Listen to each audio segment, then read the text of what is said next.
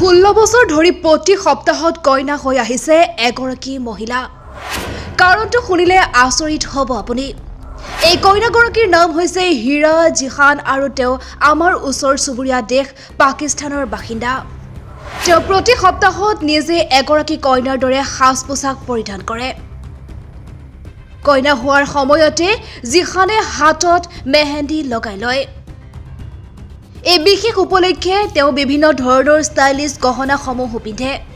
তেওঁ নতুন কইনাৰ লগত সকলো দিশতে প্ৰতিদ্বন্দ্বিতা কৰা দেখা যায়।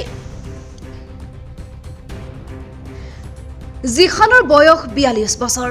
প্ৰতি শুক্ৰবাৰে তেওঁ কইনাৰ দৰে এক ধুনীয়া গেটআপত আহে। যোৱা 16 বছৰত এনে কোনো শুক্ৰবাৰ অহা নাই যিটো দিনা তেওঁ কইনাৰ ৰূপ ধাৰণ কৰা নাই। হীৰা জিহান প্ৰত্যেক শুক্ৰবাৰে কইনা হোৱাৰ আঁৰৰ কাৰণটো অতি আমোদজনক। জিহানে কয় যে 16-17 বছৰ আগতে তেওঁ মাক বৰ অসুস্থ আছিল। মাকৰ শেষ ইচ্ছা আছিল তাইক কইনা সাজত দেখা আৰু এঘৰলৈ বিয়া দিয়াৰ। মাকৰ ইচ্ছা পূৰণ কৰিবলৈ তেওঁ হস্পিটেলতে বিবাহপাশত আবদ্ধ হৈছিল। তেওঁ সেইজন ল'ৰাৰ সৈতে হস্পিটেলত বিবাহপাশত আবদ্ধ হৈছিল যিজন ল'ৰাই তেওঁ মাতৃক ৰক্তদান কৰিছিল। জিহানে কৈছে যে তেওঁ মাকৰ সুখৰ বাবে এই বিবাহখন কৰিছিল। এই বিবাহ হস্পিটেলত হৈছিল বাবে সকলো সহজ সৰল হৈ আহিছিল।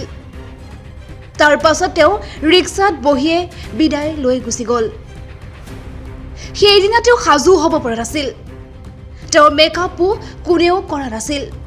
বিয়াৰ পাছত তেওঁলোকৰ 6টা সন্তান জন্ম হয় যদিও 2টা সন্তানৰ মৃত্যু হয়। তেতিয়াৰে পৰা তেওঁ মাক আৰু সন্তানৰ দুখ পাহৰিবলৈ প্ৰতি সপ্তাহত শুক্ৰবাৰে কইনা ৰূপ ল'বলৈ ধৰিলে।